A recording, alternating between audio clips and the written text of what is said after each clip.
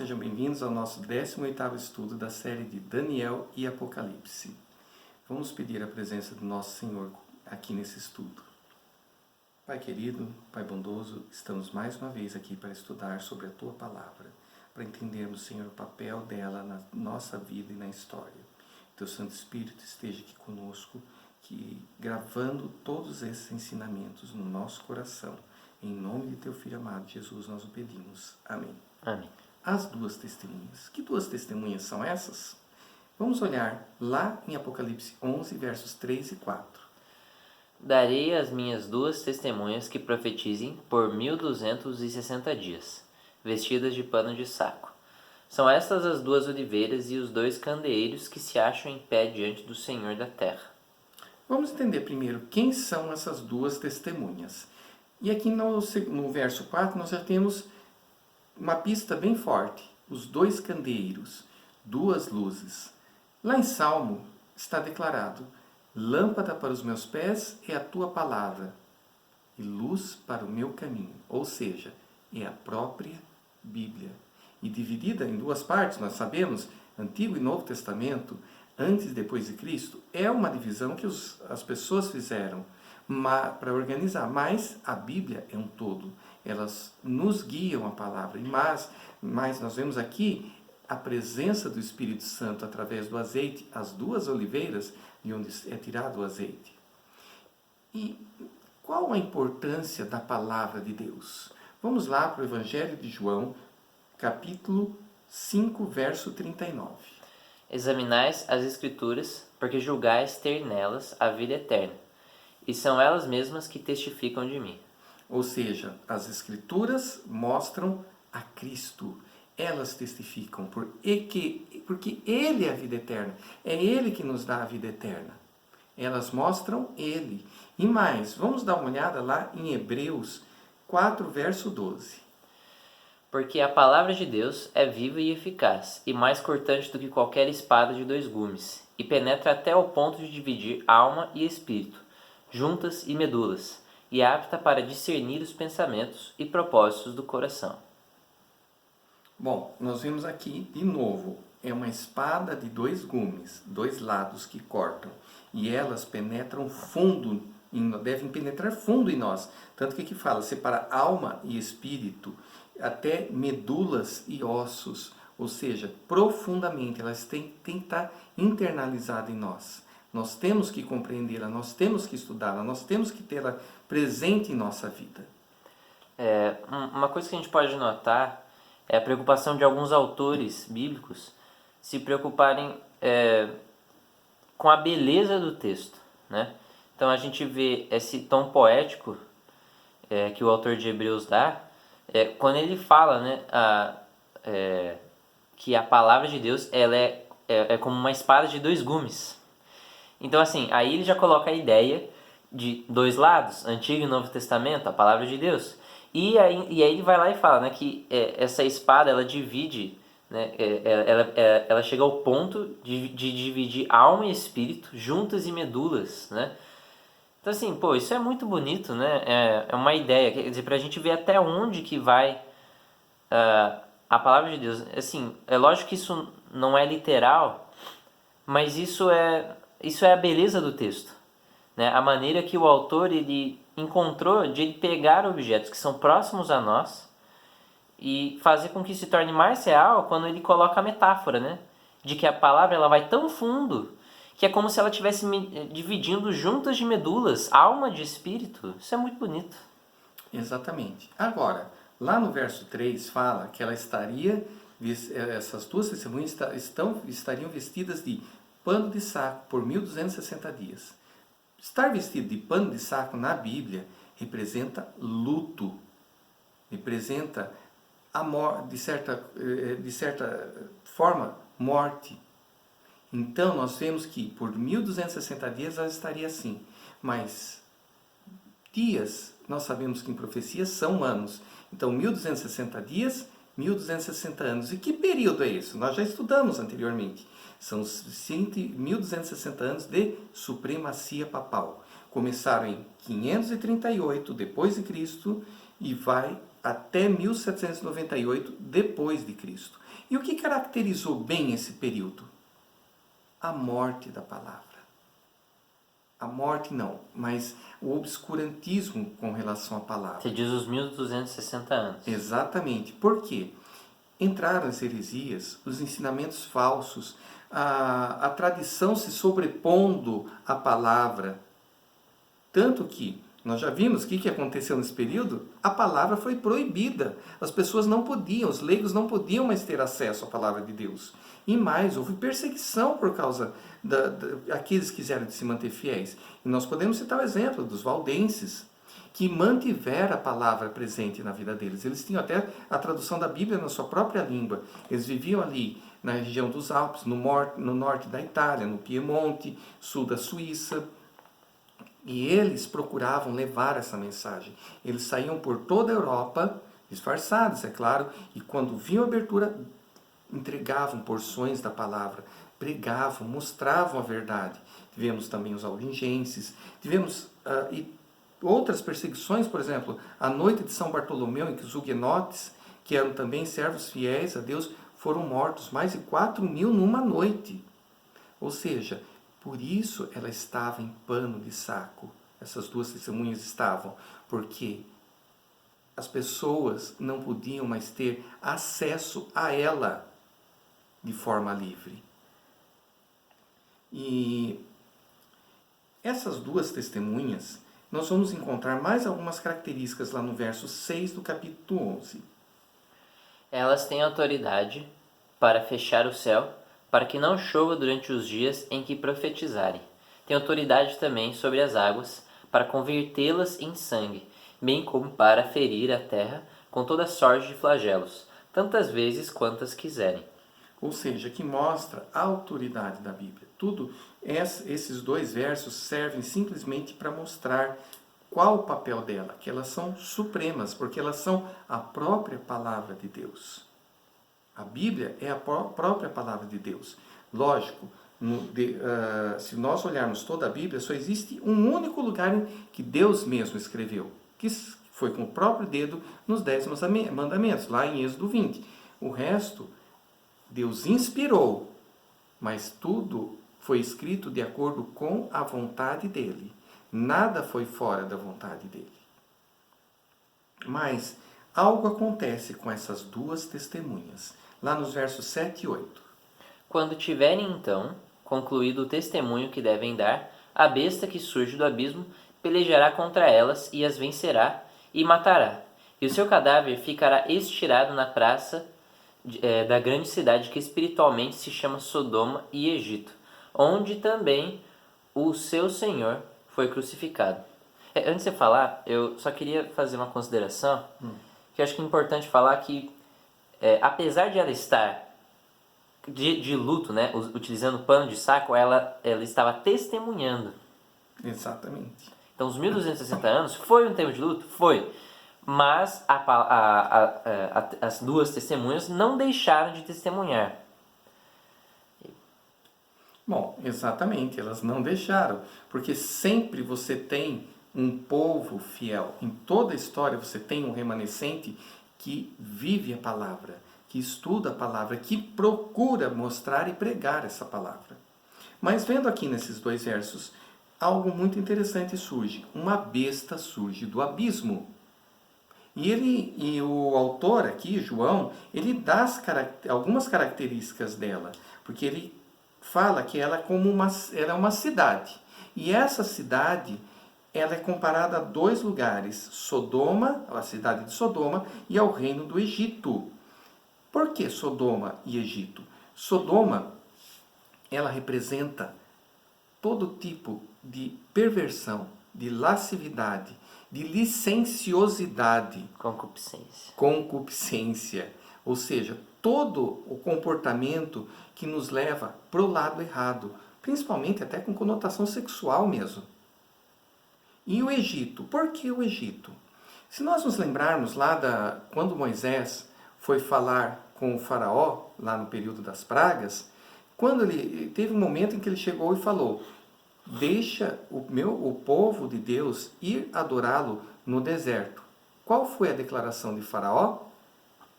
Eu não conheço esse Deus. Opa, só um minutinho, vamos voltar aqui.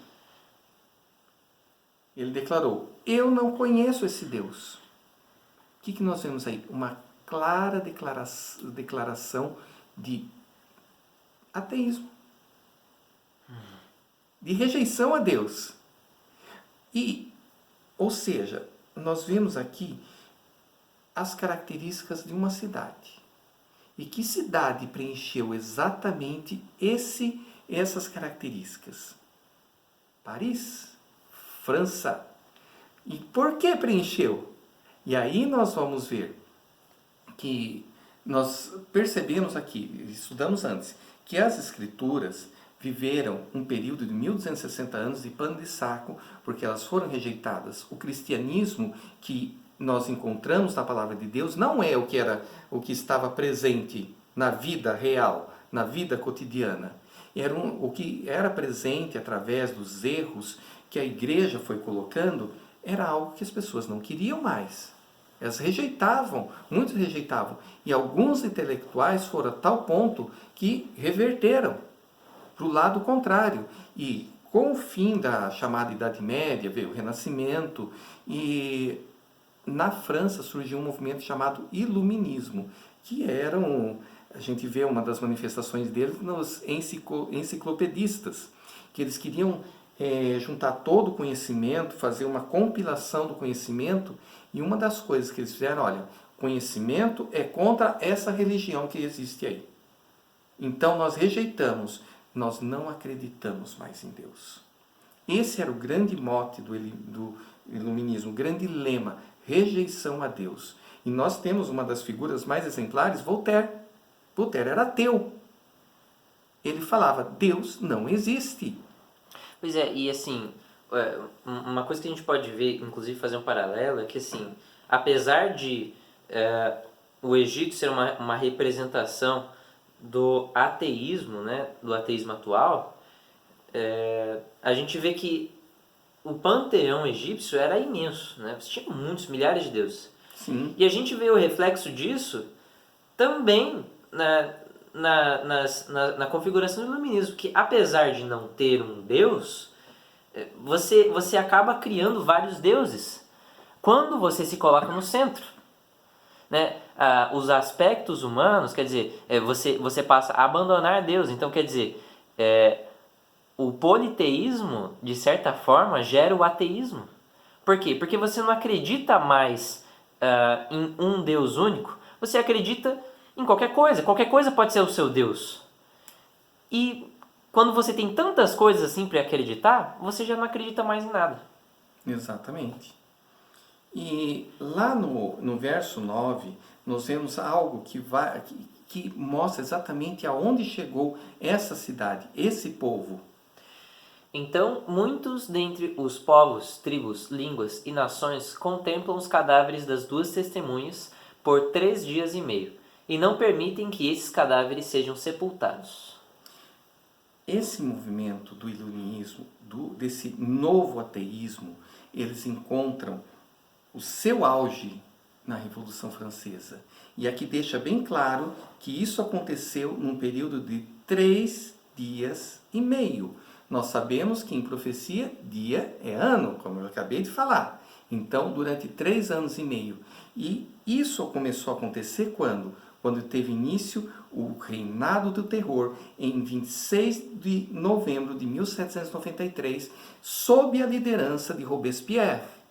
Nesse período, muitas pessoas foram mortas em nome da Revolução. E qual era o lema da Revolução? Inclusive o próprio, né? Inclusive o próprio Robespierre. E qual era o lema dessa Revolução? Igualdade, liberdade e fraternidade. Mas nada disso foi respeitado ali. O que se queria era impor às pessoas.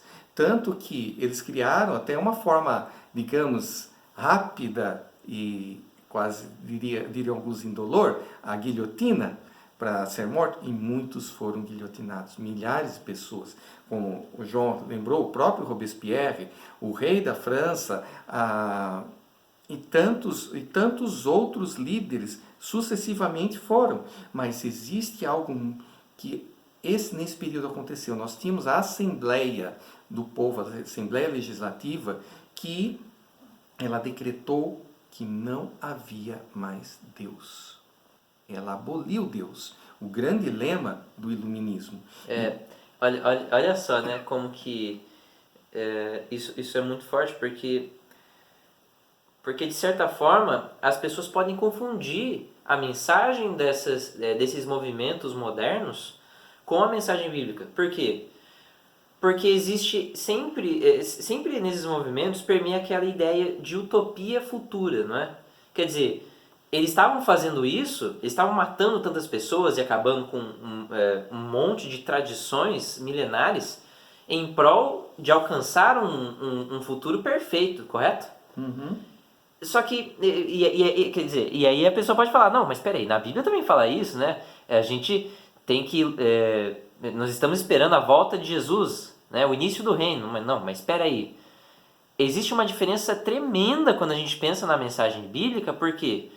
Porque Jesus sempre disse, e esse foi o ponto central do ministério dele, que o reino começa agora. O reino começa a partir de quando você aceita e você passa a viver o reino. A vinda física de Cristo, a segunda vinda de Cristo física, ela é simplesmente uma extensão do reino que já começa agora. E o reino que Cristo pregava eram das virtudes, e não um reino de terror como aconteceu lá. Sim, e o que nós vemos lá, na verdade, foi uma rejeição a tal ponto que isso teve repercussões futuras. Você veja, dizem os estudiosos que sem a Revolução Francesa, a chamada Revolução Bolchevique não seria possível.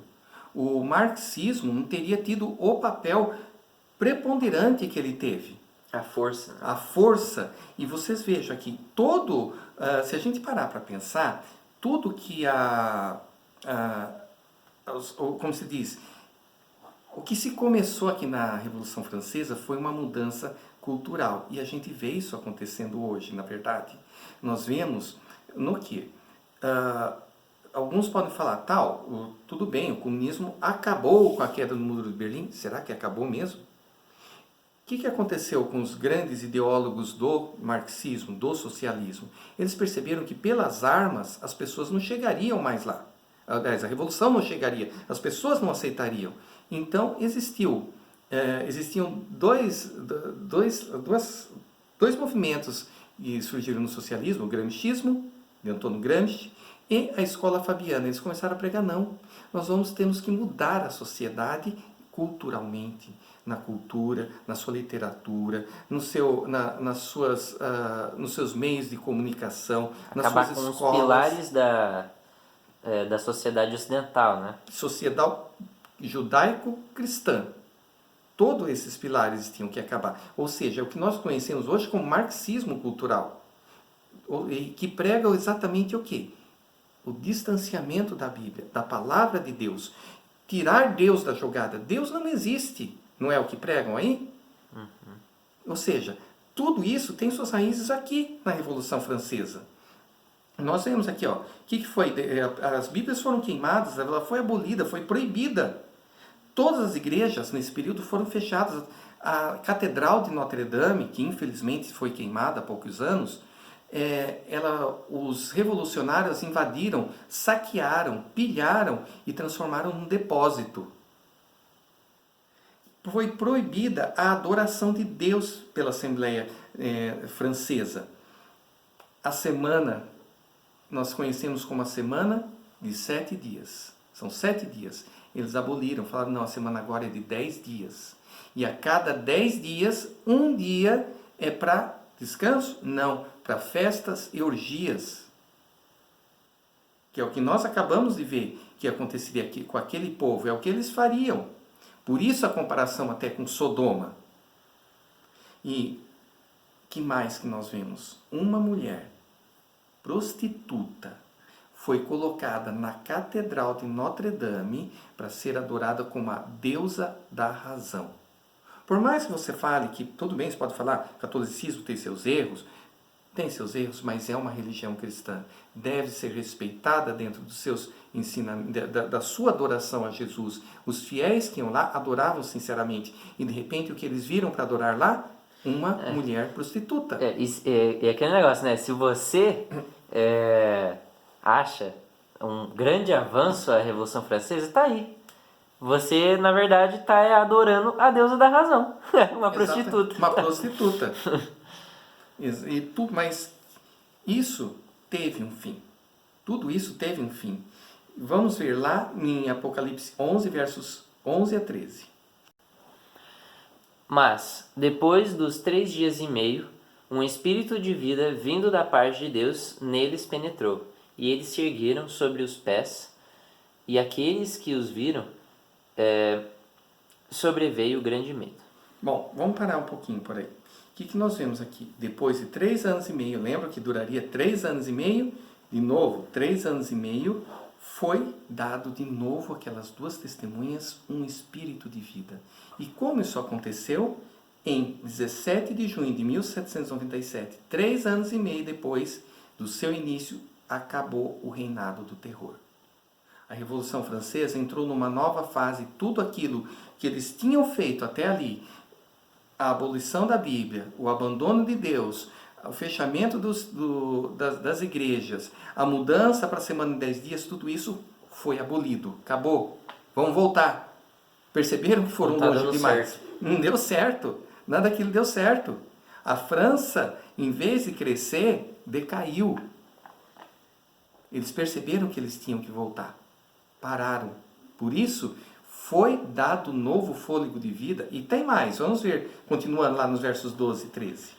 E as duas testemunhas ouviram grande voz, vinda do céu, dizendo-lhes: Subi para aqui. E subiram ao céu numa nuvem, e os seus inimigos as contemplaram. Naquela hora houve grande terremoto e ruiu a 10ª parte da cidade, e morreram. Nesse terremoto, 7.000 pessoas, ao passo que as outras ficaram sobremodo aterrorizadas e deram glória ao Deus do céu.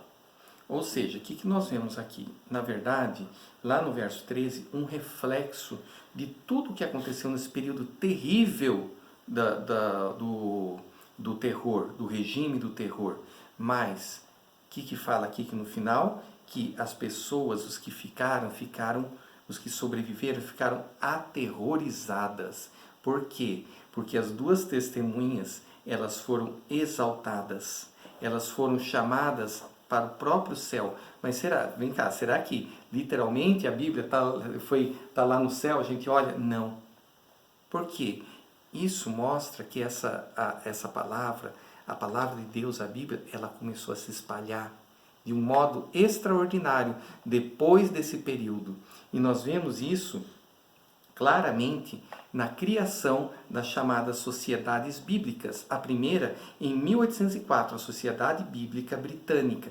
A segunda, em 1816, a americana. E hoje nós vemos no mundo inteiro sociedades bíblicas que levam a palavra de Deus, levam porções, levam novos testamentos. Tanto que se você chegar hoje no hotel, se você abrir a gaveta lá do criado mudo, provavelmente você vai encontrar no mínimo um Novo Testamento.